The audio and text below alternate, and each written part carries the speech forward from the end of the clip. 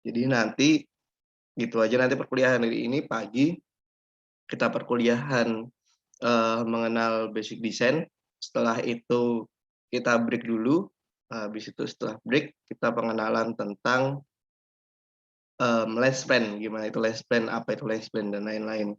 Kemarin udah ada sedikit bayangan tentang lens plan kan, nah sekarang kita lebih perdalam. Setelah itu untuk mengisi waktu siangnya nanti kita tinggalkan tugas aja gitu. Nanti tugas dikumpulkan 1 minggu biasanya. 1 minggu nanti tugas saya kirimkan, dan kayaknya sudah itu aja nanti gitu untuk pertemuan kali ini. Untuk pertemuan minggu depan akan dilakukan sudah membuat ini basic design. Oke, simple design gitu. Oke.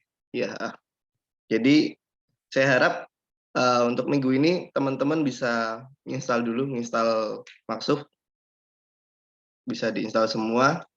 Kalau misalkan ada kendala nanti komunikasi aja di grup atau enggak WA saya, ntar kita carikan solusinya. Nanti kalian juga akan dibagi jadi 3 grup, jadi satu kelompok, jadi 3 orang. Nanti kalian akan jadi tugas UTS gitu ya.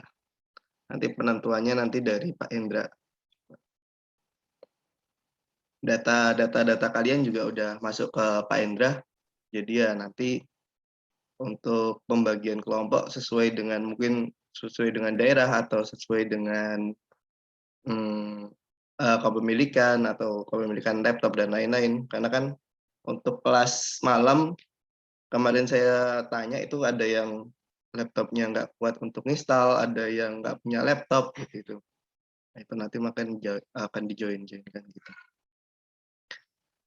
Oke, untuk perkuliahan pertama, perkuliahan pertama kita mulai dengan perkuliahan yang kemarin udah sempat dibahas sedikit-sedikit, yaitu spiral design. Oke, saya share screen.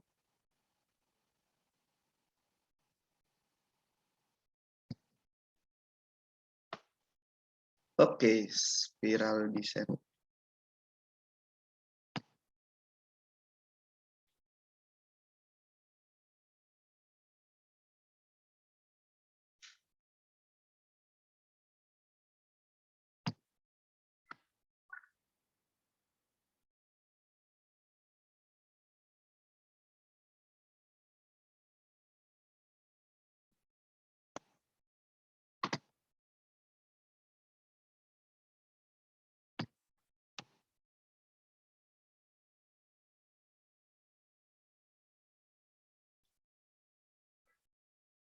Oke, ini spiral design. Spiral design ini sebenarnya kita bahas hari ini spiral design sama SIP design method.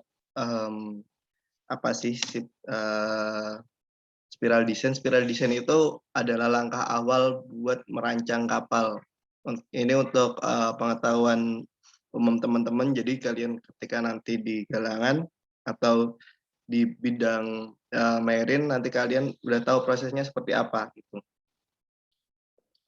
Terus ada 4 metode, enggak, ada 4 step, konsep, primarily, kontrak, detail gitu. Terus habis itu selanjutnya dilanjut lagi sama ship design method. Ship design method itu apa? Ya, ship design method itu adalah cara kita menentukan ukuran kapal kita mau dengan metode apa, ya itu nanti dari 5 pilihan ini. Ada parent, ada trend current, ada interactive, ada parametric, ada optimization gitu. Jadi ya ada banyak, semua punya kelebihan dan kekurangan. Oke. Nanti kita bahas ya. Oke, untuk spiral design itu apa sih, Pak gitu? Spiral design adalah konsep metode link. Sebenarnya ini konsep yang sudah lama ini ditemukan tahun 59. Jadi sudah konsep yang sudah lama tapi masih digunakan sampai sekarang karena, mmm, konsep ini, menurut pada para ahli, ya paling efektif gitu.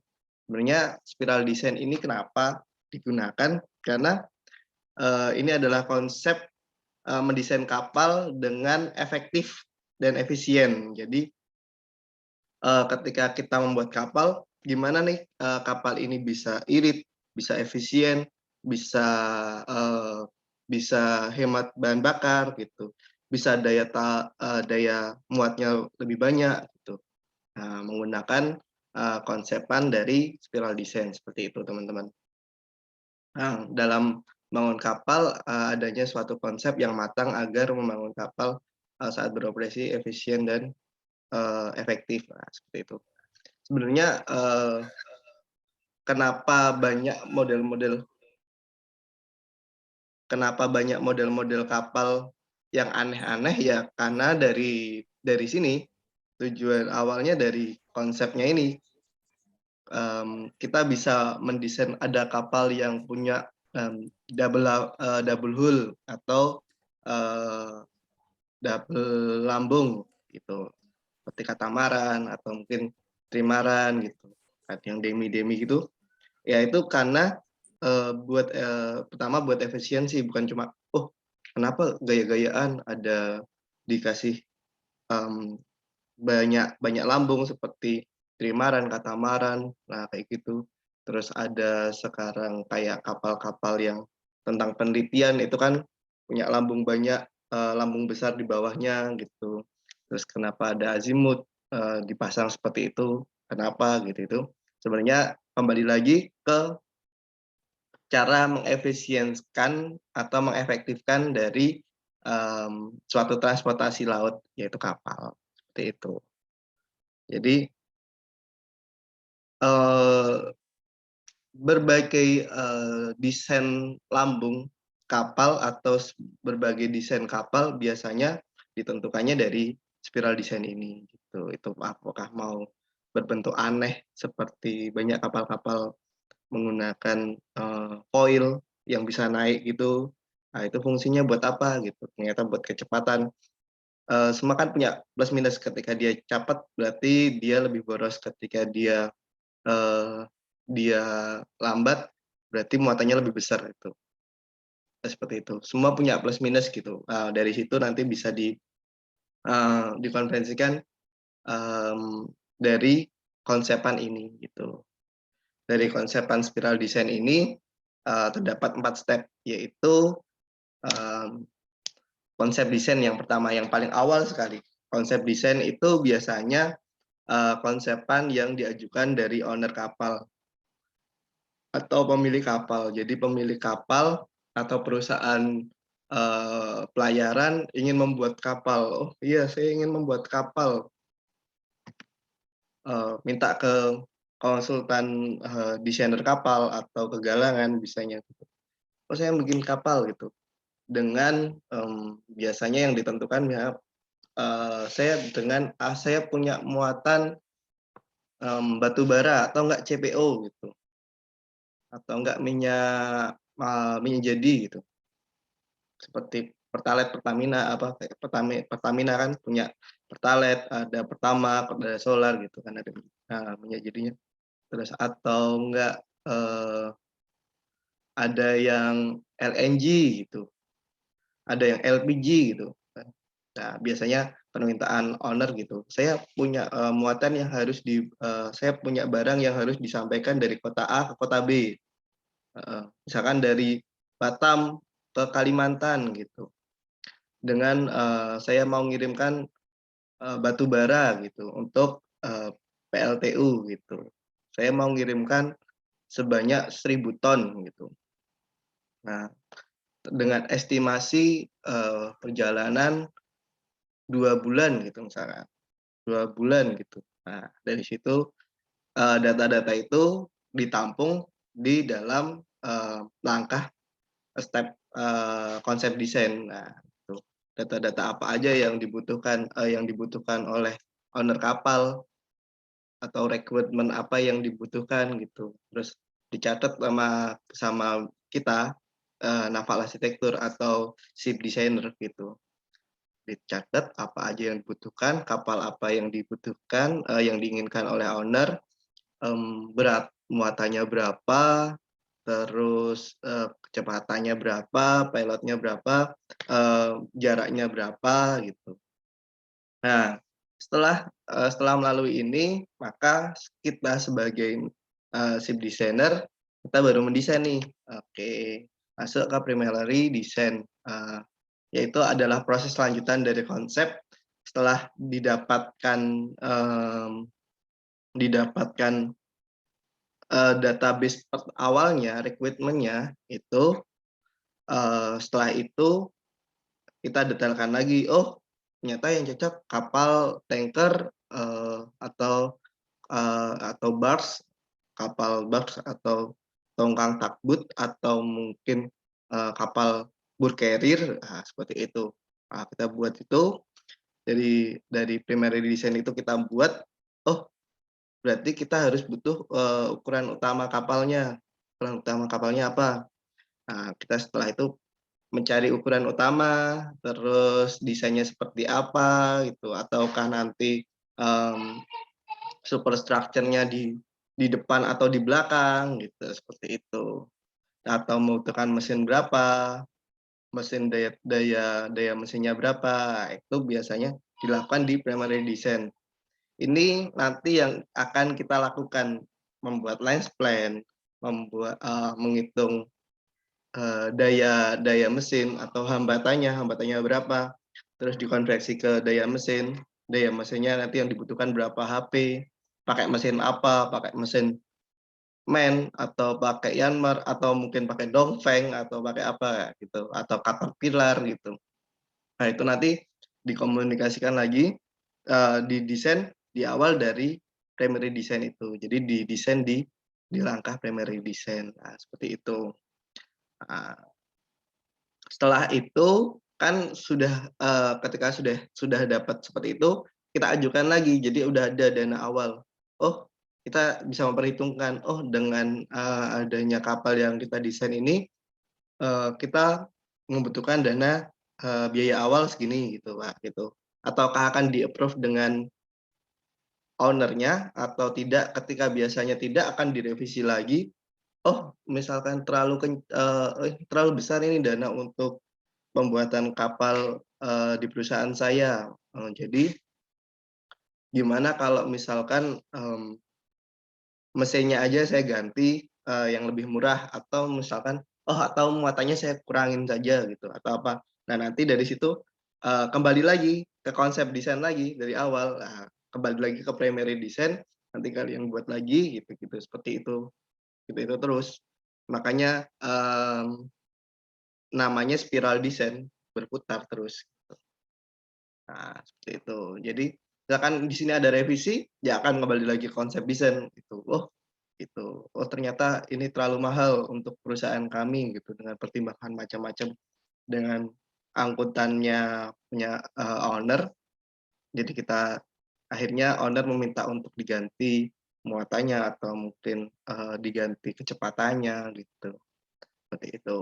Setelah itu Setelah di-approve semua, kalian di sini membuat desainnya, mulai dari lines plan habis itu, eee, masuk ke hidrostatik, hidrostatik masuk ke, hambatan, tentang analisa hambatan, stabilitas, olah gerak gitu. Terus sampai desain strukturnya, sampai desain, eee, double, RU, general arrangement atau rencana umum, nah itu.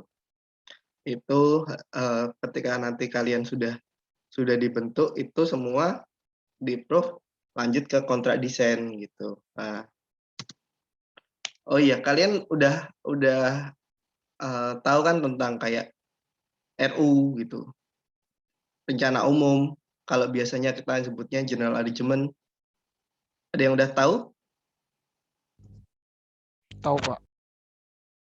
Oh iya, apa Jansen? Dia rancangan awal dari suatu model kapal, Pak. Oh ya, bagus. Ada lagi? Ada lagi?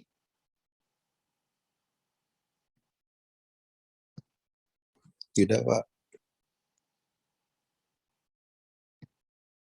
Oke. Betul sekali sebenarnya.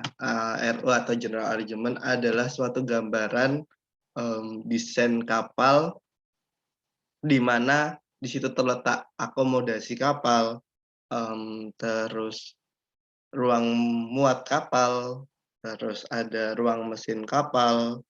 Nah, di situ biasanya terletak di situ atau bisa dibaca dari General Arrangement atau biasa kita orang Indonesia ngomongnya RU, rencana umum. Cuma untuk teman-teman dibiasakan dengan bahasa-bahasa internasional karena nanti teman-teman juga akan bekerja di corporate internasional. Jadi nanti biar nggak terdengar asing gitu. Jadi ada beberapa cerita dulu ceritanya saya di kampus zaman S1 dulu, karena kita biasa menggunakan bahasa-bahasa yang Indonesia ketika nanti kita kerja praktek atau misalkan kerja nanti istilah-istilah yang internasional atau yang baku kadang terlupakan gitu. Seperti contohnya ada teman saya waktu itu HES kapal atau pintu bukaan kapal buat ruang muat itu kalau di bahasa Indonesia kannya dewi-dewi. Jadi ketika disebut itu apa itu gitu, itu dewi-dewi gitu. Biasanya orang-orang di perusahaan internasional malah ketawa gitu, apa dewi-dewi gitu, nggak ada di sini cewek gitu kan gitu. Jadi makanya dibiasakan dengan kata-kata istilah-istilah yang general, yang internasional. Jadi ketika nanti kalian bekerja juga nanti nggak kaget gitu. Karena kita tahu di Batam kan juga perusahaannya banyak perusahaan dari luar juga kan, kayak McDermott, terus Park Ocean gitu. Itu kan udah perusahaan-perusahaan yang berafiliasi dengan luar, jadi punya kontrak dengan luar negeri juga, kapal-kapal luar juga banyak gitu. Seperti itu. Oke, lanjut lagi ke kontrak desain dah. Kontrak desain di sini udah mulai setelah tadi perancangan yang teman-teman tadi buat seperti price plan, terus RU, terus ada konstruksi, terus ada macam-macam, ada ruang mesin dan lain-lain, pemilihan mesin dan lain-lain. Nah, setelah dianalisa itu ketika di-approve dengan ownernya gitu, oke, dengan harga segini, kisaran harga segini saya setuju gitu. Oke, setelah itu lanjut di kontrak desain gitu. Kontrak desain itu dari situ lebih ke arah kontrak desain lebih ke arah ke dokumen-dokumen kapal. Jadi itu kelasnya dengan siapa, mau kelas apa, yang seperti kemarin kita tahu ada kelas BV, ada LR, ada NK, ada BKI, ada ABS gitu kan.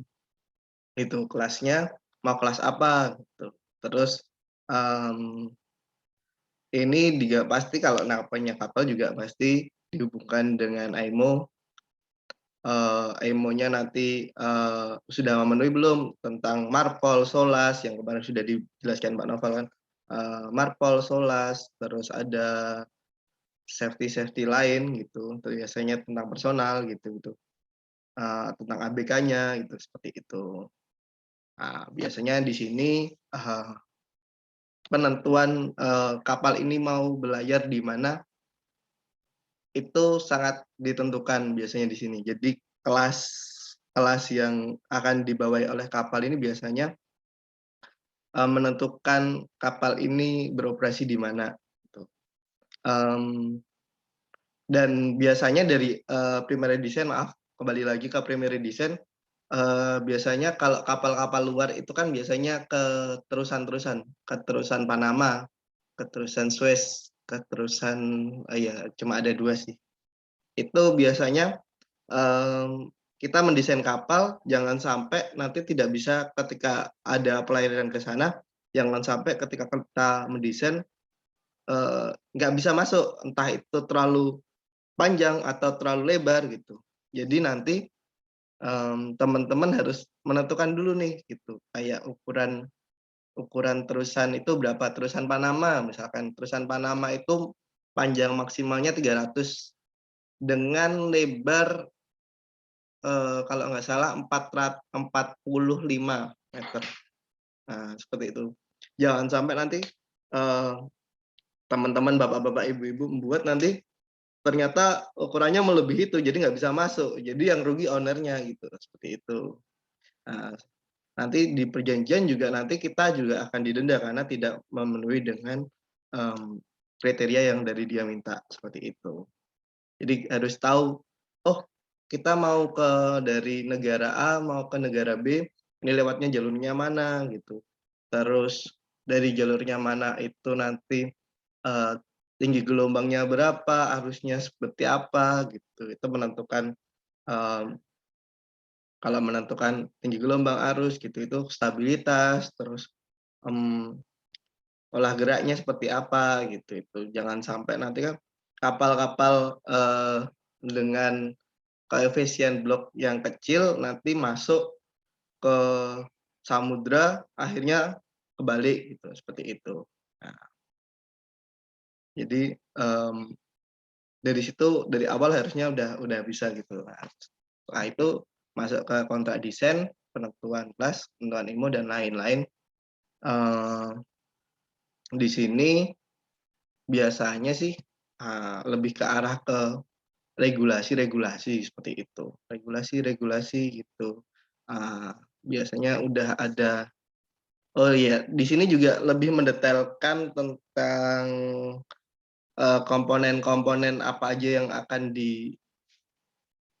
diminta, seperti propulsion arrangement, terus konstruksi desain. Nah itu, eee, yang lebih detail, yang lebih kecil, perpotongan-perpotongan itu biasanya dikerjakan di sini, gitu. Karena kalau, kalau primary kan masih ada, revisi-revisi. Kalau yang kontrak ini kan udah lebih bisa ditetapkan, oh ini bakal akan lanjut gitu. Makanya detail-detail konstruksi dilakukan di sini, seperti bracket, bracket-nya seperti apa, konstruksi melintangnya seperti apa, terus,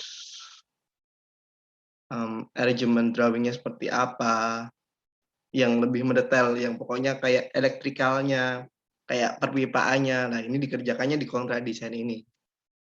Mhm. Oke, setelah itu dari kelas approve, dari IMO approve, Marpol, Solas gitu, itu sudah approve semua, akhirnya lanjut lagi ke detail desain. Detail desain ini adalah proses akhir, yaitu tahap sebelum dikembangkannya menjadi gambar kerja atau satu gambar menyeluruh. Oke, dari tahapan ini mencakup, rencana umum yang diperhitungkan atau ditentukan dalam proses struktur operasional kapal. Oke.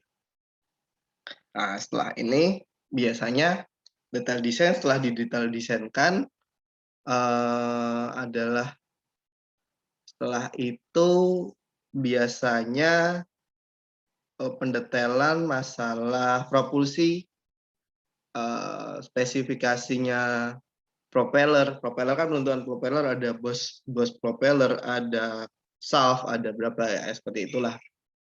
Terus masalah keselamatan kayak sekoci, terus kayak pemadam kebakaran gitu, ini lebih ke arah detail desain terus lebih ke arah ke sana. sistem navigasinya seperti apa, terus perhitungan staf stabilitas yang lebih detail lah, lebih detail, lebih per titiknya itu bahkan per muatannya, per case atau kondisi, misalkan kondisi palka misalkan ada 3 palka nih. Kondisi, misalkan palka pertama ini, diisi 100%, palka kedua 50%, palka ketiga, kosong. Nah, seperti itu nanti kondisi kapalnya mengalami, oleng seberapa gitu. Nah, nanti biasanya lebih ke arah ke detail desain seperti itu. Setelah semua dilakukan, setelah itu baru kita menyarikan, galangan mana yang akan membuatnya gitu. Terus waktu dari galangan berapa, nah misalkan nanti kita sudah punya desain, terus kita serahkan ke galangan nanti menentukan waktu yang akan dikerjakan atau time scheduling. Nah, time scheduling nanti galangan, "Oh iya ini saya bisa kerjakan dalam waktu 3 bulan," gitu, atau 6 bulan gitu. Nah, nanti galangan akan membuat ini, schedule atau jadwal gitu, misalkan ini bisa dibagi menjadi 3 blok atau 5 blok gitu. Nah, untuk assembling atau ininya gitu, atau ini karena menggunakan material, yang susah didapatkan, kayak misalkan, aluminium yang biasa digunakan biasanya A100, misalkan dia menggunakan A97 gitu. Nah, itu kan agak susah digunakan, agak susah dicari. Nah, biasanya galangan memberikan solusi untuk, lenggang waktu untuk, "Oh, saya carikan dulu," atau, untuk, estimasi pengiriman, mungkin bisa 1 bulan. Nah, seperti itu. Ini di sini, biasanya setelah semua jadi, baru ke galangan, galangan memberikan jadwal seperti itu, baru approving, seperti itu. Setiap step yang dilakukan di galangan nanti akan diawasi ke kelas, gitu. Jadi fungsinya kelas mengawasin dari awal gitu, dari konstruksi awal, dari double bottom sampai jadi full, diawasin semua sama, kelas, yaitu ada kelas BKI, ada BV, ada kelas, LR gitu, seperti itu. Oke. Ini sebenarnya, sama aja, cuma lebih pendetailan. Oke, coba saya kasih laser. Ini, sebenarnya step-stepnya, sama, cuma ini lebih didetailkan karena tadi kayak lebih ke general, kalau sekarang lebih ke, eee, lebih diperinci itu step-stepnya. Cuma, kembali lagi, core dari rancangan kapal awal itu ya dari spiral design, seperti itu teman-teman. Oke, dari awal biasanya sudah ada, mission recruitment, itu seperti tadi, oke. Terus seperti tadi kayak barangnya apa, terus, wilayah pelayarannya di mana gitu, terus, kecepatannya berapa, seperti itu, estimasi waktunya gitu. Terus masuk lagi ke estimasi, ada merchants, ada ini sudah masuk analisa, terus beratnya kapal berapa, terus habis itu masuk lagi ke step selanjutnya, masalah hambatan, resisten dan powering gitu, karena bersangkutan hambatan kapalnya berapa, itu menentukan dari power yang dibutuhkan atau mesin yang dibutuhkan. Setelah itu, struktur, terus, general arrangement, Setelah itu stability, hidrostatik. Oke. Oh iya, harusnya dari sini ya, lens plan gitu. Oh dari sini harusnya. Yang merah-merah dulu ini. Cost estimasi, dapat lens plan, dapat merit chain, terus perhitungan hambatan, stabilitas, struktur, general arrangement, gitu. Seperti itu. Ya, ini yang dikembangkan organisasi Alto. Jadi sama aja sebenarnya kan. Kalau kita lihat dari gambar sama aja, tapi kelihatan nyudut ya di sini ya. Sebenarnya sama aja. Step-stepnya sama aja. Jadi dari mission recruitment masuk ke Indicious, terus masuk ke drawing nanti dimodelkan. Kalau misalkan ada kapal-kapal yang sudah pernah belayar, kita ambilkan database dari kapal itu yang pernah belayar. Misalkan ada kapal ASDP, saya kan menjadi konsultan ASDP penyeberangan. Nah, ketika kita mau membuat kapal, biasanya kita lebih ke arah ke reverse engineering. Reverse engineering itu apa, kayak reverse, kayak kembali ke desain yang sebelumnya gitu. Jadi desain yang sudah ada kita modifikasi seperti itu. Nah, biasanya itu buat mengefisiensikan waktu dari kita menentukan ukuran awal kapal gitu. Nah, biasanya ketika udah ada database-nya nih, udah ada database sebelumnya, nah kita bisa memodifikasi sedikit sesuai dengan kebutuhan. Jadi ketika desainnya sudah ada, maka kriteria dari kapal itu hampir sama biasanya, seperti itu. Jadi kriteria dari olah geraknya atau resistennya, hambatannya gitu, atau dari stabilitasnya biasanya hampir sama gitu. Nah, kita mengambil efisiensi modelnya dari sana, terus kita modelkan lagi sesuai dengan kebutuhan, kita analisis struktur, kekuatan gitu, terus stabilitas, terus hambatan sampai ke propulsinya dapatnya berapa. Setelah itu masuk ke output-nya. Sebenarnya ini muter ke sini aja sih. Terus analisis, output, desain, destroy, marking, output. Nah, seperti itu. Dari sini ada yang ditanyakan, teman-teman?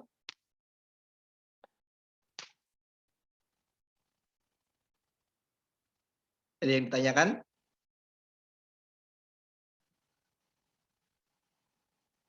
Kalau nggak ada, kita lanjut.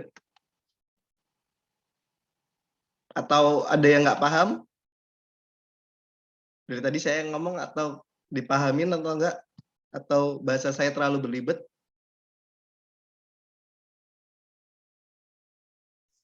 Paham, Pak. Oh ya.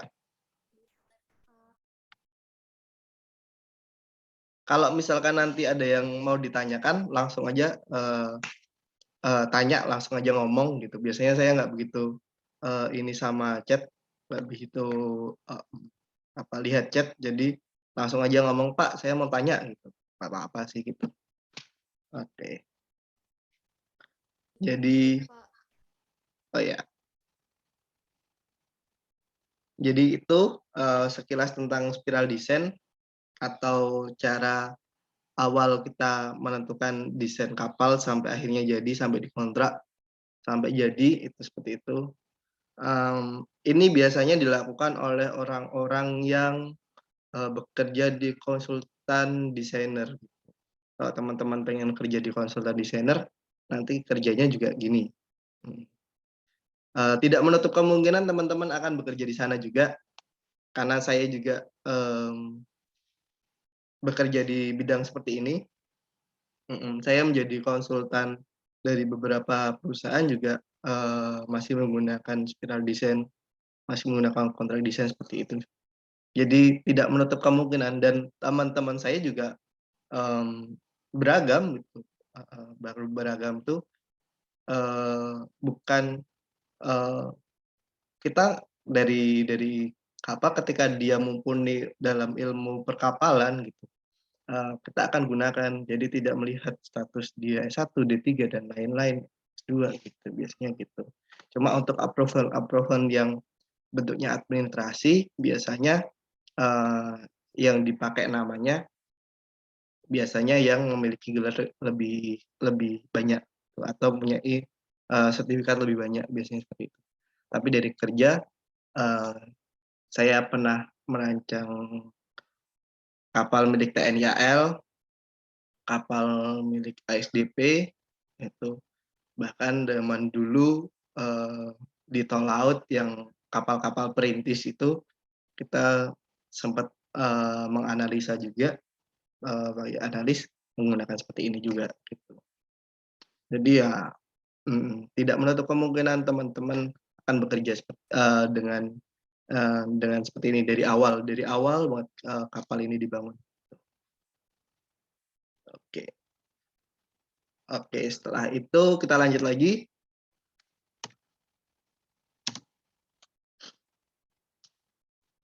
Oke, metode desain kapal atau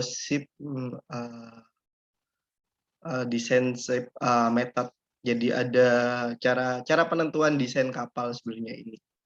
Cara penentuan desain kapal, eee, cara merancang kapal, dari bisnis development, dari planning gitu.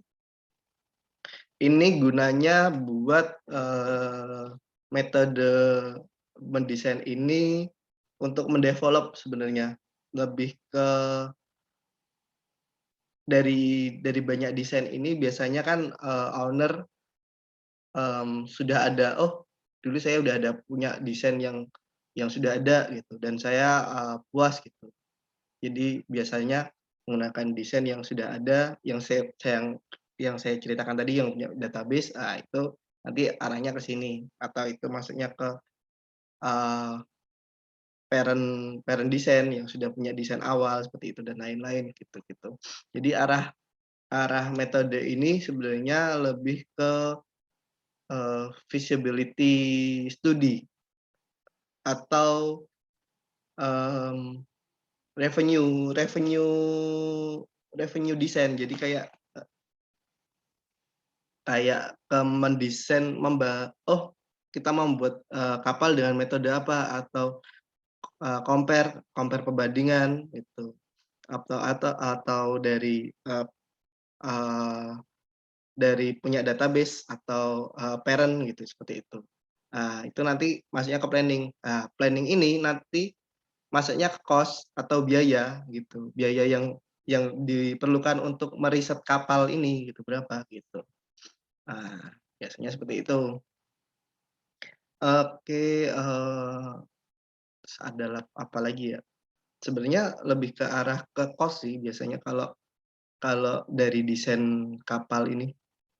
Jadi cost yang dikeluarkan oleh, biaya riset kapal ini besar atau enggak gitu. Karena tidak semua, mmm, owner kapal, mmm gimana ya, tidak semua owner kapal itu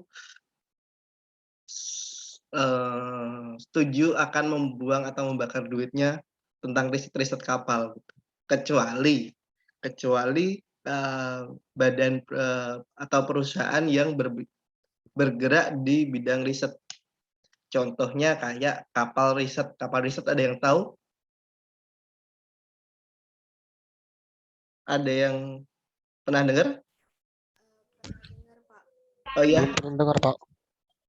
apa? Kalau yang Belum saya pernah dengar dengar, sih, Pak. kalau saya Pak pernah dengar kalau untuk kapal riset itu biasanya kapal yang dirancang dari hasil penelitian di sekitarnya gitu, Pak. Kurang lebih gitu yang Oh iya. masih saya. Udah pernah lihat kapal riset, Mbak Rita? Sejauh ini belum, cuman sering dengar uh, gitu. Itu Oh, ada yang dibuat dari hasil penelitian gitu. oke. Ya bener, kapal riset itu biasanya, bertujuan untuk riset atau buat, penelitian. bisa penentuan kapal, penentuan titik sumur sumur minyak di mana gitu. Nah, biasanya menggunakan kapal-kapal riset. Jadi kapal-kapal riset ini biasanya memiliki desain yang sedikit unik ya. Gitu. Biasanya dia dijalankan untuk ketika dia sudah berada di satu titik titik koordinat, dia akan tetap standby di situ gitu.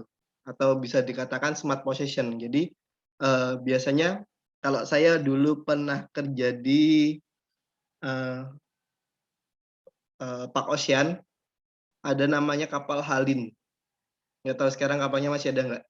Itu kapal riset. Jadi dia punya 4 propeller azimuth gitu. Jadi bentuknya katamaran, terus ada 4 propeller azimuth yang dimana setiap ujung-ujungnya ada propellernya. Di situ buat biar kapal itu tetap standby di satu posisi gitu, satu koordinat gitu. Jadi dia nggak akan pindah-pindah walaupun kena arus gitu. Nah, itu. Biasanya di situ ada kapal robot yang pernah lihat Titanic, teman-teman? Titanic itu kan film awalnya ada robot yang masuk itu. Itu biasanya dibawa dari kapal-kapal riset. Kayak gitu. Jadi ada juga penentuan titik sumur bor dari minyak, misalnya. Titik sumur dari minyak biasanya dibor untuk mendeteksi itu menggunakan kapal-kapal riset. Nah, ada cerita dulu ketika di daerah mana ya? Daerahnya saya lupa, mohon maaf. Jadi ketika dia mengebor, dia itu menggunakan untuk sensornya menggunakan nuklir. Gitu. Jadi mata bornya di situ ada nuklir. Jadi nuklirnya yang dari aliran fusi ini bisa menembus dari minyak ini, mendeteksi dari minyak itu kemana. Waktu itu dideteksi kedalaman sampai dalam, ternyata crack, ini bornya crack, dan nuklirnya masuk di dalam. Gitu. Terus untuk mengantisipasinya akhirnya disemen langsung, ditutup gitu. Itu jadi namanya juga kapal riset juga jadinya aneh-aneh gitu. Bawanya aneh-aneh, ada yang bawa robot, ya, biasanya UAV gitu, under unmanned vehicle, terus ada yang bawa, tergantung dia kebutuhannya. Termasuk harusnya kapal yang waktu Nanggala kecelakaan itu kan juga dengan kapal riset juga. Kalau kapal biasa pasti udah hanyut duluan ke bawah arus. Gitu. Nah, penentuan desain yang awal tadi itu harusnya ada di spiral desain. Oh, saya butuh kapal yang bisa standby di tengah laut gitu. Makanya bentuknya aneh-aneh gitu. Ada yang tergantung perairannya di mana gitu. Nah, seperti itu.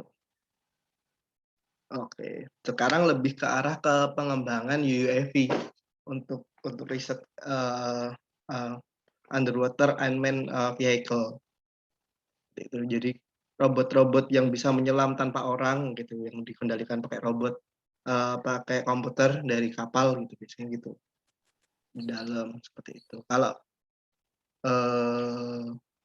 seperti filmnya Megalodon gitu-gitu, seperti itu. Jadi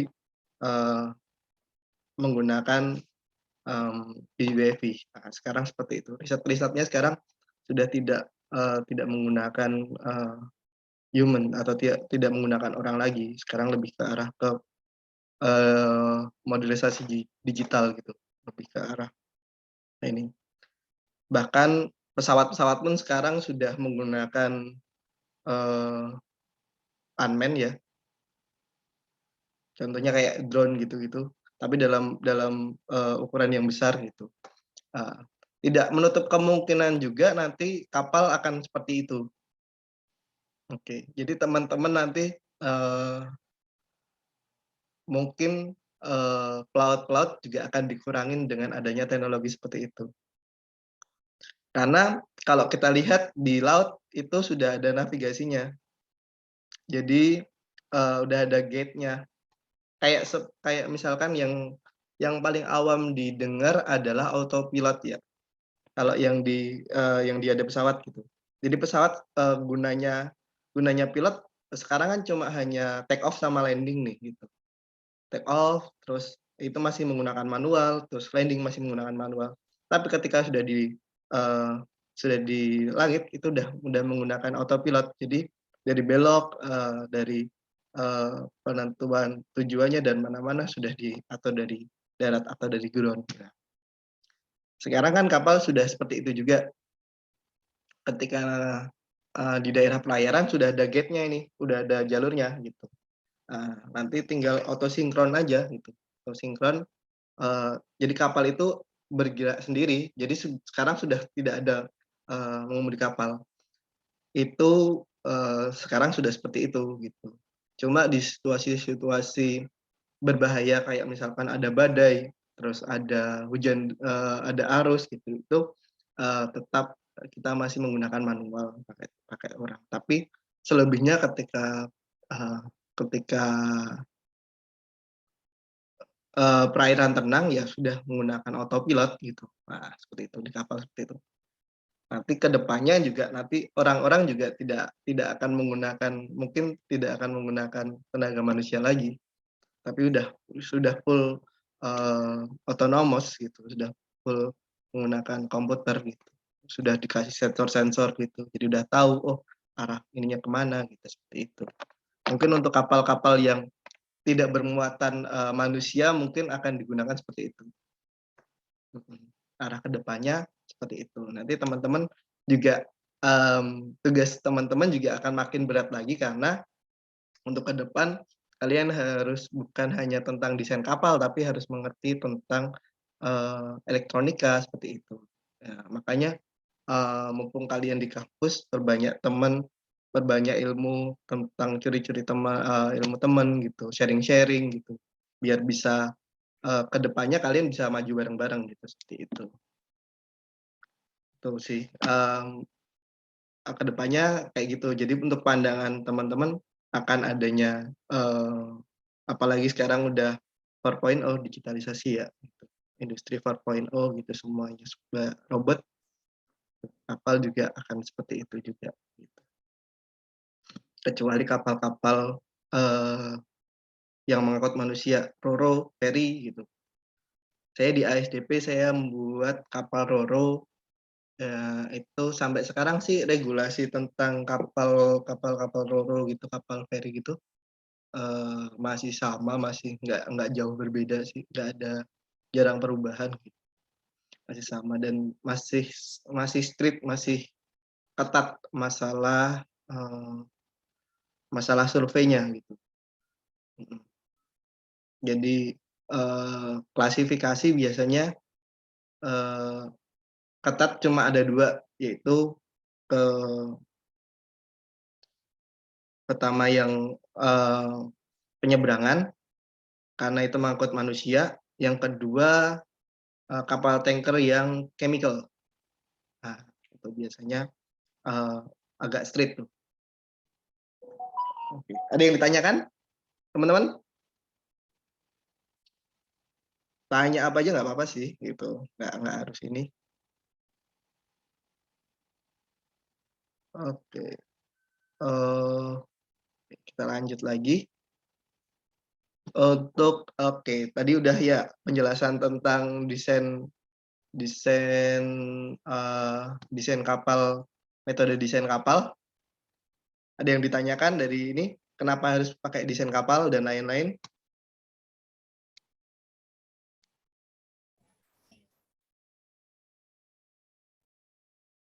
Belum ada sih. Oke. Kita lanjut lah ya ke parent design approach. Parent design approach itu mendesain kapal dengan cara komparasi. Komparasi biasanya ini adalah desain kapal yang paling general atau yang paling banyak digunakan. Gitu. Atau kalau misalkan di kampus biasanya cuma ada dua parent design approach, kalau enggak parametric design approach.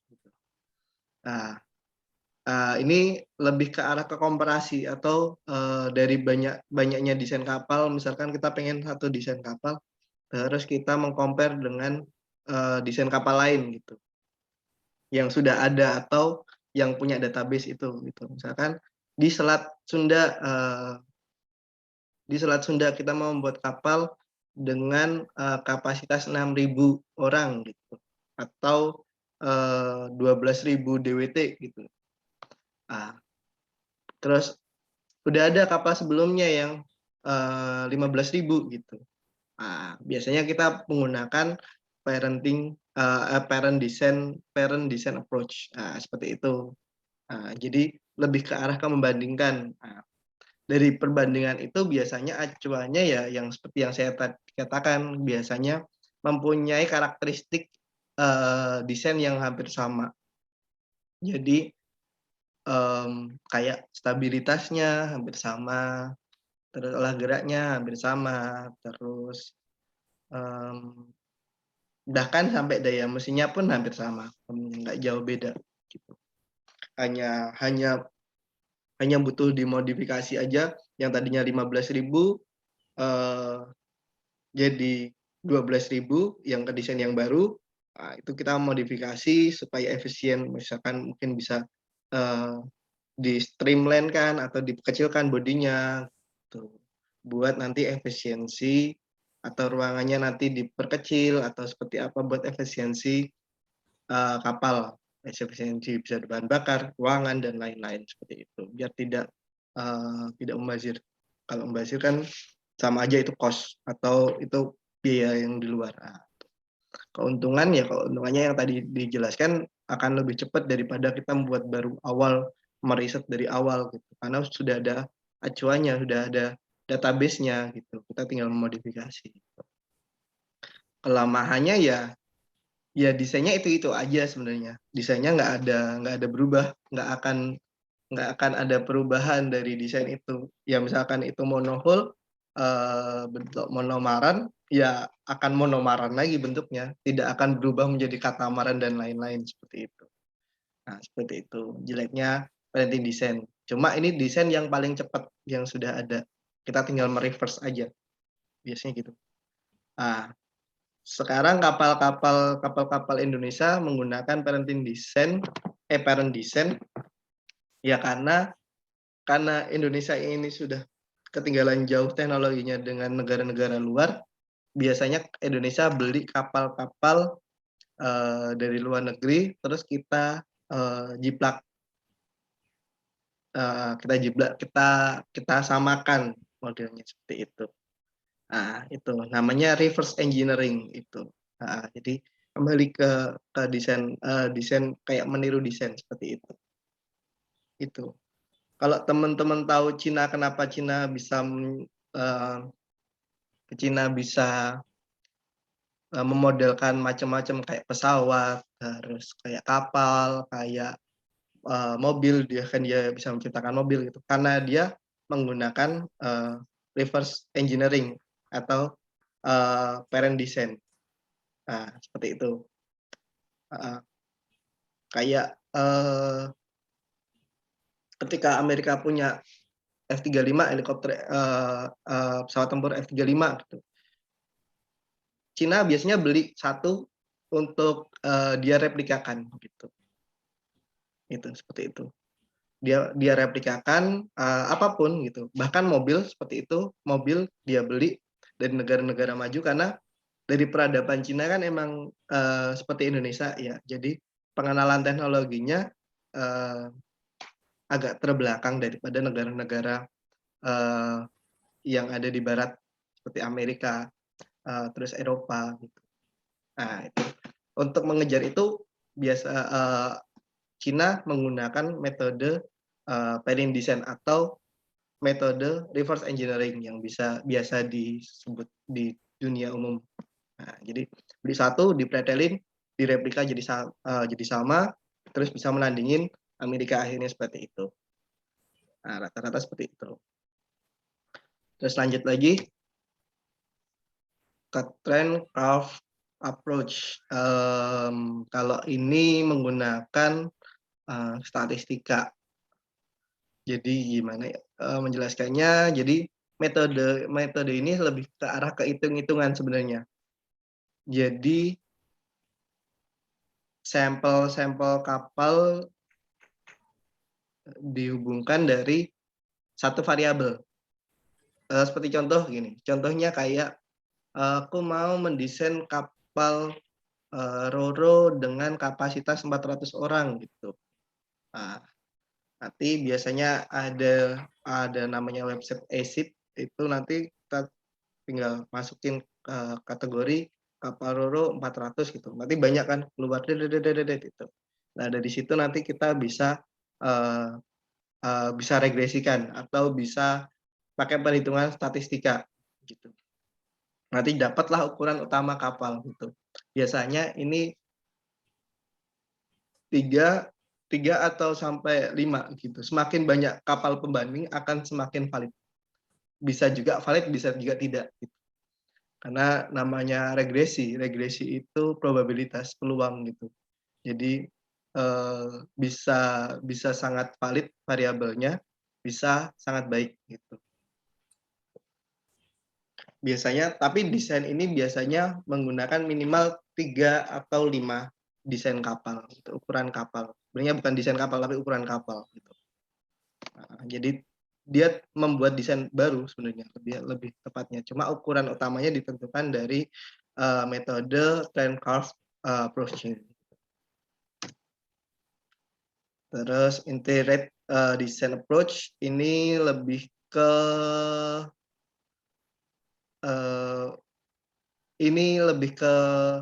desain-desain yang diriset dari awal. Jadi desain ini adalah desain baru kapal yang didesain sesuai dengan analisa bentuk prototipenya gitu. Prototype testing gitu. Biasanya dilihat ada prototipe terus masuk ke towing tank. Ada yang tahu towing tank apa? Ada yang pernah lihat towing tank? Apa yang tahu towing tank?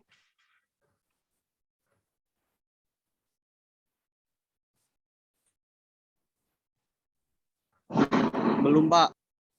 Belum. Maulana Sidik udah tahu towing tank?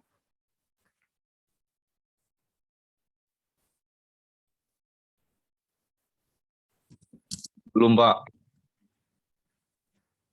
Tentuku udah tahu towing tank? Mbak. Belum? Towing tank itu adalah bentuk analisa kapal dengan menganalisa hambatan kapal. Jadi ada tank, ada akuarium atau bisa disebut kolam. Nah, itu nanti kita membuat replika kapal yang kita buat. Saya contohkan ini ya, tapi saya jadi kapal ini anggap saja ini adalah replika kapal dengan skala 1:500 gitu. Nah, ya, biasanya di sini kapal ini akan dijalankan di kolam. Nah, nanti dilihat tuh di situ hambatan kapal atau pergerakan desain kapal ketika terkena gelombang atau kena air seperti apa gitu. Nah, itu testing, namanya testing towing tank gitu. Dilakukan kayak di Batam ada, di Surabaya ada gitu. Jadi biasanya metode ini udah menggunakan prototipe seperti itu analisanya. Jadi analisa hambatannya sudah langsung diberikan di kolam, langsung di kolam dengan ini. Terus analisa stabilitas juga seperti itu juga sudah menggunakan prototipe. Nah, seperti itu. Jadi kita tahu, oh ini nanti ketika nanti kapal ini jadi bukan hanya analisa secara komputer tapi sudah menggunakan prototipe seperti itu. Cuma waktu yang dibutuhkan lama sekali seperti itu karena ya dan mengeluarkan cost lebih banyak karena testingnya atau pengetesan atau analisanya menggunakan real gitu. Seperti itu. Gitu. Buat validasi atau jadi sudah ada data dari komputer biasanya menggunakan maksuf misalkan hambatannya segini gitu. Di testing dengan data real. Oh, data realnya setelah dikasih prototipe segini gitu. Perbandingannya ini berapa persen nih gitu. Ketika nanti sudah dilakukan testing ini gitu. Ketika errornya nanti lebih dari 20% biasanya kita akan ulangi lagi desainnya gitu. Atau berarti ada kesalahan antara kesalahan prototipenya atau kesalahan dari komputernya seperti itu. Oke, kita lanjut lagi. Ada yang tanyakan?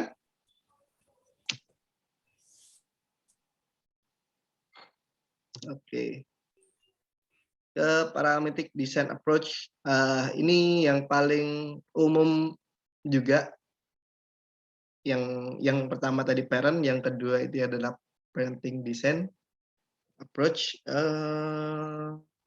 Ini adalah metode yang digunakan semua mahasiswa kayaknya deh.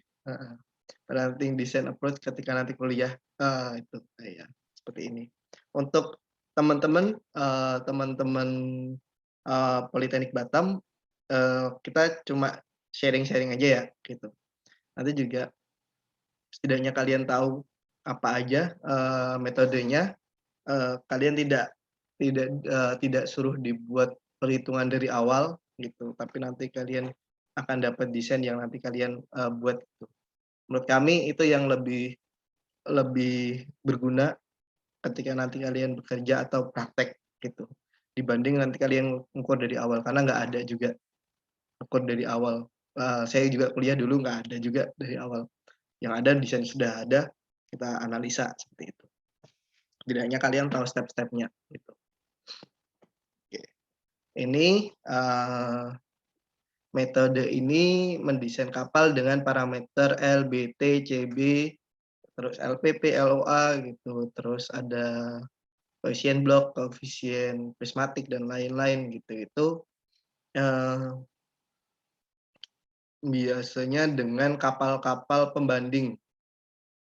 Kapal-kapal pembanding, 3 kapal pembanding atau 4 kapal pembanding kita bandingkan gitu. Sebenarnya pembandingannya pun dengan cara regresi juga, dengan cara statistika juga gitu. Cuma di sini parameternya atau variabelnya lebih banyak digunakan. Jadi sampai ukuran utama LOA, LPP, LWL gitu. LBT, CB gitu-gitu udah sampai detailnya dibandingkan dengan kapal pembanding seperti itu. Tuh. Keuntungannya ya perancangannya biasanya sudah tidak ada tantangannya sebenarnya. Ya pasti berhasil gitu biasanya gitu. Karena sudah ada pengalaman dari sebelumnya gitu. Terus kelemahannya ya biasanya kelemahannya human error ya benar karena perhitungan. Tapi karena perhitungan zaman dulu sih masih manual ya, membaca tabel masih manual. Mungkin sekarang sudah ada yang lebih advance gitu. Tapi ya biasanya lebih ke arah ke hitungan manual. Kalian menghitung manual menggunakan error, nah biasanya itu errornya di situ. Karena bisa terlalu lelah untuk desainer. Terus lanjut lagi ke ini terakhir ya kayaknya. Optimization Design Approach. Ini adalah penentuan ukuran utama dengan kebutuhan daya motor. Oke. Ini lebih ke arah ke efisiensi cost sebenarnya. Karena yang diutamakan adalah optimasi dari suatu desain kapal gitu. Optimasi itu apa sih gitu? Optimasi itu ya gimana kapal ini bisa irit gitu. Kayak misalkan kayak motor Vario lama sama Honda Beat gitu. Kan pasti lebih irit Honda Beat gitu. Nah, seperti itu.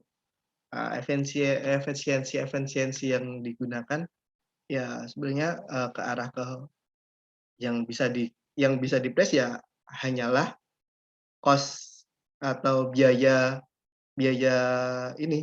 pengiriman, bisa dikatakan biaya tentang bahan bakar, solar, solar, terus lubrikan gitu-gitu, apa oli gitu, terus air gitu. Yang bisa ditekankan seperti itu gitu. Seperti terus jalur perairan kemana juga cost di pelabuhan itu kan yang bisa ditekankan seperti itu. Nah, ini lebih ke arah ke sana. Jadi penentuannya, misalkan saya pengen kapal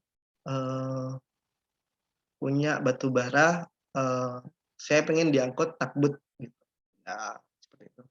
Takbut kan hanya menarik doang gitu. Nah, udah itu cost-nya lebih kecil biasanya gitu. Nah, biasanya kayak gini. Optimasi desain approach biasanya buat kapal-kapal yang kecil, kapal-kapal yang pokoknya gimana meminimalisir pengeluaran seperti itu. Nah, ada yang mau ditanyakan lagi, teman-teman?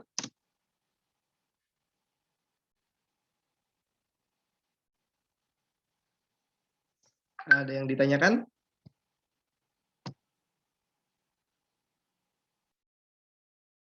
Ya ada. Pak.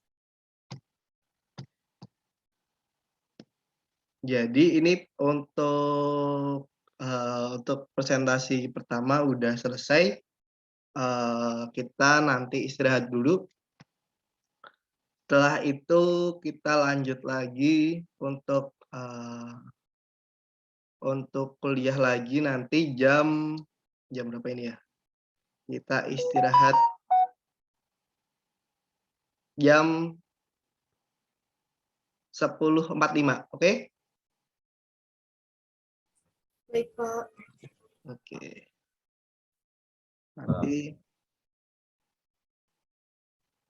Nanti kita lanjut lagi untuk perkuliahan lagi 10.45, kalian istirahat lagi. Boleh kalian makan, boleh kalian sarapan. Setelah itu nanti kita kuliah lagi. Setelah kuliah lagi, nanti siangnya kita nggak usah kuliah lagi. Saya kasihkan video aja, nanti kalian coba download video atau kalian lihat videonya Pak Hendra tentang maksuf, gimana cara mengoperasikan maksuf gitu. Terus tadi siapa yang udah punya maksuf? Saya Pak. Saya, Pak. Teman lain juga udah ada Pak. Oh ya, ini tolong nanti teman-teman diajarin ya, kalau misalkan cara nginstal maksuf ada yang kesulitan, nanti biar tanya Pak Vena. Pak Vena nanti tolong kasih tahu teman-teman caranya download di Education gimana. Terus cara nginstalnya gimana, kalau misalkan ada kesulitan nanti bisa tanya saya. Oke? Baik Pak. Oke, seperti itu. Ya, kita istirahat dulu. Nanti kita lanjut jam 10.45. Oke? Baik, Pak, izin bertanya, Pak. Oh iya, ya. Absen hari ini gimana, Pak? Absen hari ini nanti saya lihat dari ini grup apa namanya? Ini yang ada di partisipan. Nanti saya lihat di sini. Jadi saya lihatnya dari sini. Tapi kalian tetap ngisi di ini ya, e-learning ya. Pak, untuk yang di e-learning-nya tuh nggak ada bagian kelas kami, Pak. Adanya hanya kelas B malam sama kelas C pagi. Untuk kelas kami belum ada. Oh, belum ada. Iya, Oh iya benar, iya. Pak. Belum ada. Nanti coba saya ini kan. Ya, Baik, makasih Pak. ya Bu Terima kasih, Rita. Pak. Oke, oke, kita istirahat dulu. Nanti kita lanjut lagi. Oke, sekian. Ada yang mau tanyakan lagi? Nggak ada, Pak. Oke, kita istirahat dulu ya. Kita lanjut lagi. Oke. Saya tutup. Assalamualaikum warahmatullahi wabarakatuh. Waalaikumsalam warahmatullahi wabarakatuh. Waalaikumsalam. Waalaikumsalam warahmatullahi wabarakatuh.